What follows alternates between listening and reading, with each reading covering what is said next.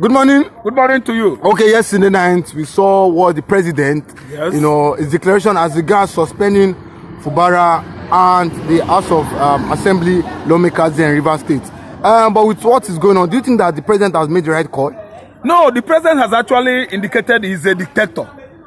Yes, Bola Ahmed Tinubu is a dictator because how could you declare a state of emergency in a democratic setup without consulting the lawmakers at the National House of Assembly? He just said it, declared it as if he was talking to a toddler. You could have watched the television, the national broadcast, when he was about to tell the whole world that the military has taken over from Fubara, the democratically elected governor of Rivers State. He was speaking as if he was addressing his wife in his bedroom. Imagine that kind of action. It is too quick, it is too early, it is too abrupt. There are ways of doing things. This same Tinubu, immediately they inaugurated him, he removed subsidy, gone. It is not the way to do things. Declaration of state of emergency in Rivers State is still too early. You would have brought the two aggrieved parties together and profile solution, profile peace. Make peace between the aggrieved persons, the governor and the wicked. Declaration of emergency, state of emergency in Rivers State, do you know what it means? You have invited anarchy, lawlessness into the system over there. And you know what those boys are fighting for? They are fighting for the degradation of their land, oil spilling on Ogoni land. And you know that land is a trouble land. What about those militants hiding in the creeks? They have all come out yesterday, having bloody confrontation with Nigerian soldiers. Is bloodletting a way of life? It is bad. But Tinubu said it's the best solution to the current crisis. No, he doesn't have good advisors. He doesn't have good advisors at all. The Gbajabia Millers, the Dela Alakes, they are not good advisors. By Onanuga, many of them in the house there at Asorok, they are not good advisors. All those boys, all those men are Lagos boys doing business with Tinubu before he became president of Nigeria. Tinubu is not having a good advice at all. The declaration of emergency in Borno State by Jonathan, didn't you see the way the learned man actually did it? He did it in order, in such a way that he did not throw that state into what mere anarchy. Yes, lawlessness. No, never. Jonathan did not do it that way. He did not remove Professor Zulum. The way he declared state of emergency in Borno State, it was very, very amicable and amiable and peaceful. Nobody was running helter-skelter. Yesterday, you could have seen what happened at Obinze in Abia State. How those military soldiers, personnel, were ambushed by Niger Delta militants. And you cannot even say it's Niger Delta militants. You cannot even say it's not Biafra because that coastal line, Niger State as far as River State as far as concerned, is a coastal line of Biafra. All of a sudden, Tinubu declared state of emergency.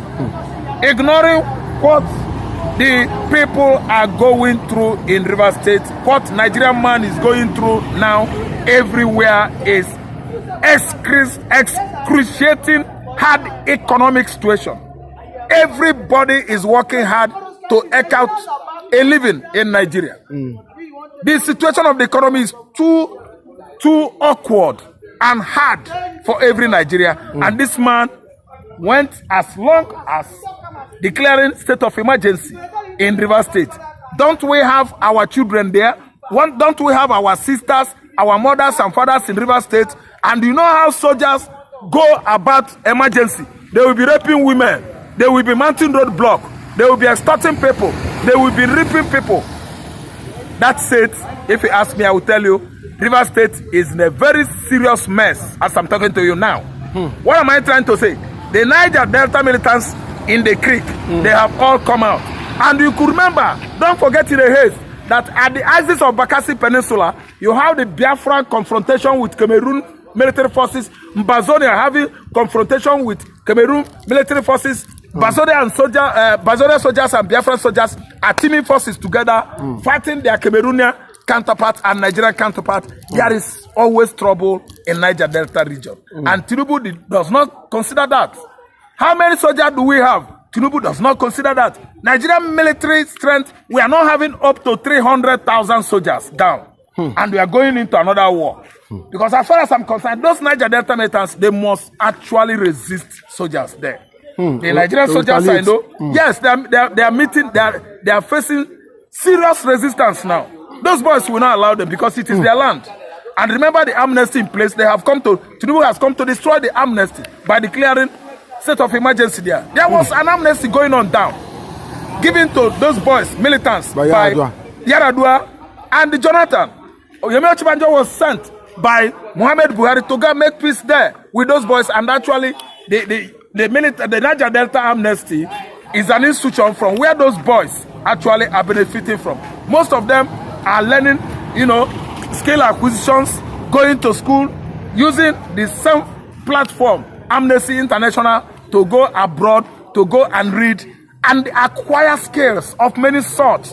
And as the military emergency, a state of emergency has been declared in that region now, all this amnesty put in place by the previous administrations are now no longer there. So what I'm trying to say is that there is serious military confrontation going on in River State now. And again, you should know the kind of resources, the amount that Nigeria are producing daily in terms of crude oil. Over 400,000 barrels per day. It is more than that. River State is the highest oil producing state in Nigeria. And the economy is bad. Our oil production is being at least meeting this kind of problem of Nigeria not having good working or operational refinery. And this man is sending military operation into that region. Invitation of military operation into River State is too wrong. It's not advisable. It is a very, very bad decision that could have only been taken by a dictator. It actually means that Tinubu is a dictator. He running a dictatorship kind of government. Dictatorcracy. It is no longer democracy. But what's your take on him suspending Fubara? Is he? No, it's wrong. Is it constitutional? No, it's not. It's unconstitutional. Fubara was elected by Nigerians. Yes, the Riverines voted for Fubara. You don't remove somebody that was democratically, elected by force, by the people. What Tinubu did actually is that he took over by coup d'etat. He staged a coup in River State. You're not going to that point of him, removing the governor. Removing the governor amounted that you have at least removed the governor by coup d'etat. Even the people will not be happy. Why must you go and remove the governor? Are you the one that elected him there? Don't you know that it is his own constitutional right to be there as a governor with the veto power given to him? You went there and they staged a coup. And actually, the governor is on the run. Probably he might resurface again because a mandate was given to him to be there. Should he go to the court? Should he go to the court? If he goes to the court, he will actually win. He is the sitting governor of River State. Tinubu will have no strength whatsoever within Nigerian constitution to oust a presiding governor of a state. It is wrong. Even though he wins, do you think Tinubu will imbibe or agree with the court judgment? No. Tinubu doesn't obey court. Nnamdi Kanu no, he doesn't obey the court. Tinubu will not obey the court. Tinubu always commits court contempt. For instance, Nnamdi Kanu won in his administration. Tinubu did not allow him. Nnamdi Kanu won the Nigeria during the Buhari administration. Buhari didn't allow him to go. So both of them are the same persons, bird of same feather. They always commit court contempt and are from the same party, APC. APC doesn't obey court order, and they will tell you to obey Supreme Court, obey this and obey that, and they don't obey. With Fubara now, they are saying it should obey. But now we see that Fubara wants to adhere to what the court is saying by presenting the 2024 budget and 2025. Yes, he was doing that. Yes, but why do you not think, even when Tinubu was, giving his judgment yesterday, he didn't mention any fault as regards Wike. Do you think that this judgment is balanced? No, that's an imbalanced judgment. And Wike will be happy now. And Wike will be happy because Wike, if you ask me now, Wike will be dancing that he has been vindicated. Wike is at the helm of the trouble River State is going through now. And Tinubu, during his final judgment yesterday was only blaming Fubara, a sitting governor. That will show you that Tinubu has interest in Rivers State because the too much money Nigeria as a nation is realizing from Rivers State, Rivers, is the one that has lured Tinubu into committing this kind of, let me say, hostility or aggression against the riverine people. It's too bad. To declare state of emergency is not my. It's not moi or bean cake. No. They shouldn't have declared the emergency in a cool, quiet, oil producing region like River State. You have invited lawlessness into that region. And I'm telling you, state of emergency comes with various animosities, hostilities, cruelties, militarily. Military and animosity will be upon the people of that region now, ranging from raping, stealing their animals, forcefully, ripping them off. Because Nigerian soldiers I know are violent. They are always lawless. On their way going to River State yesterday, did you know that they had many confrontations on the way going? Because they are very, very brutal. Nigerian military are too brutal. And consider what the riverine people are going through now. They are going through hell. So declaration of emergency, military emergency in River State. If you ask me, I will tell you that Tinubu has committed worst decision, worst crime of his time. Is a criminality to do that, and that has made Tinubu a dictator.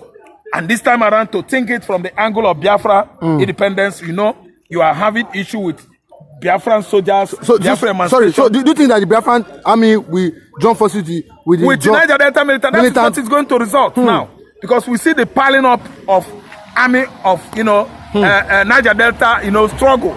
They are piling up, trying to align with their Biafra counterparts. And that is a real war. So Nigeria under Tinubu, Nigerian military under Tinubu, they should actually prepare well to face war, because Nigerian Biafran Liberation Army, then the militants, they will actually team up. Because if you ask a Biafran man, a Biafran woman will tell you that River State is a Biafran land. That Tinubu doesn't have power to declare military, emergency, state of emergency in rivers. So this time around, the Biafran forces, the Ambazonian forces, and the military, and the militants, they will actually collaborate to make sure that they edge out Nigerian military. So seriously, military confrontation is going on in River State. And if you ask me, I will actually say that Tinubu in his life has never witnessed war. He doesn't know what has not gone to anyone. He has not gone to anyone. When Biafra and Nigeria were fighting, Tinubu was, I think, busy in America. He was just doing his business in America. He doesn't know what it takes to fight war. The Southwesterners, Yorubas, they don't know what it takes to fight war. That's why it is easy for Tinubu to declare war between Niger, Republic of Niger, and ECOWAS. He doesn't know. And Nigerian soldiers were laughing because they actually promised Tinubu they would have come to Aso Rock and bundle him out. So what happened is that easy to say than done. Action. And the action, he has never seen it before. That's why he can actually say it. So if you ask me, I will tell you that Biafra has been vindicated, because what is going on there will help Biafra to actually emancipate. Thank you so much. Okay, and lastly, do you not think if Tinubu had called Fubara, called Wike, and called the speaker, to settle this, we know that he has called Wike and Fubara severally, but which I believe that Fubara is ready to adhere even to the Supreme Court judgment. But do you not think we would have called the three parties and said and told them that and invite the media houses here in Nigeria and publicly, tell the whole world that if anything should happen to any civilian, innocent civilian in River State, that we hold the three of them responsible? Do you not think that they would have really succumbed and acted in a peaceful way? That is true. Because we know that Wike is the one, not wanting to settle this. He was the one fueling the feud. So do you not think Tinubu should have called them again for the last time and warned them before actually going declaring the state of emergency? Yes, that is true. The feud going on between Wike and Fubara is very, very inevitable. Tinubu would have brought it under control by calling the two parties and give them serious warning, so that from there Wike would have soft pedals and same with Fubara, so that the state will carry on with their activities. But instead of Tinubu calling the both party at least to make peace, Tinubu started supporting Wike. Wike was using all along military strength, federal strength to fight Fubara, a sitting governor. A sitting governor of a state where Wike has been a governor for straight 8 years. Peacefully. Now, Wike is fighting that governor, Fubara, similar. Disrupting the activities of that state. And Tinubu could not call Wike to order. What Tinubu did was sidelining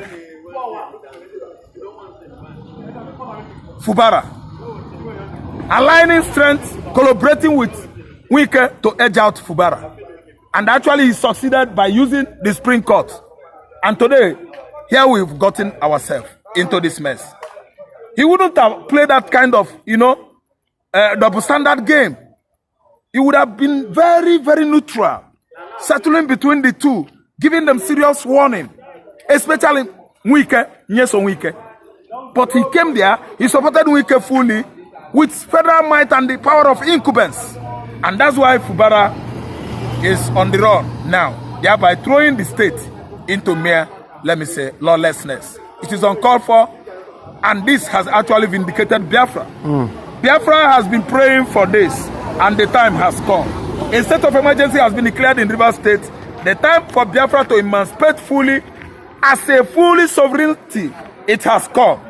Declaration of state of emergency in Rivers State by Bola Ahmed Tinubu is a declaration of state of emergency in Biafra land. So this time around, Biafra military strength is piling up. And don't forget that next tomorrow, Nnamdi Kanu is going to hit the court in Abuja. And we have many lawyers, Igbo lawyers in America, many soldiers, many military men, soldiers, Igbo soldiers based in America coming to grace the court hearing between Nnamdi Kanu and the Federal Republic of Nigeria. And tomorrow, next tomorrow, we are going to watch film because I don't see the reason why a passing 6 lawyer, a lawyer that just passed elementary 6, went to secondary school, attended only last week, will have the strength to confront Nnamdi Kanu one-on-one. It is not done. I don't know whether that small boy, Omotocho, would have the infantry or impetus to look at Nnamdi Kanu eyeball to eyeball. It is impossible. Omotocho will have no strength to face Nnamdi Kanu one-on-one. It is not possible. Nnamdi Kanu is a law institution. He knows international law. Nnamdi Kanu knows history. He knows Nigerian constitution more than most of all these attorney general of the federation. Nnamdi Kanu interprets international constitution better than any other justices and chief judges in Nigeria. He actually educated, lectured, and tutored Justice Binta Nyako to the level that Binta Nyako washed his hands off the case of Nnamdi Kanu and the huddle defense and run away. And today, Omotocho has come to disgrace himself after reassigning of John Tosho, who actually told the whole world, look, this boy, this man, Nnamdi Kanu is innocent. He has not done anything wrong. So I don't need to go there and insult myself. John Tosho actually ran away. And we're having Omotocho. Omotocho is just a passing 6 chief judge who, after attending secondary school, graduated from LASU. He has no foreknowledge of what it takes to withstand a man with international jurisprudence experience like Nnamdi Kanu, a historian, custodian of international law. Omotocho is going to bite more than he could not chew next tomorrow. Let us just fold our hands and watch. But we also heard that Nnamdi Kanu will be defending himself. Yes. He said, I'll be defending myself. Yes, he's always doing that. He's always doing that. Nnamdi Kanu is going to the court next tomorrow with full documents of how Nigerian custom, how Nigerian law and tradition is being run. That is Constitution of Nigeria. He is going there to actually fight it out, defending himself. He doesn't want anybody to even solicit for him. All the lawyers that is going with to court, all the lawyer all the time, Ejimako, led by his legal defense counsel, led by Alochus Ejimako, they are all students before Nnamdi Kanu. They are learning from him.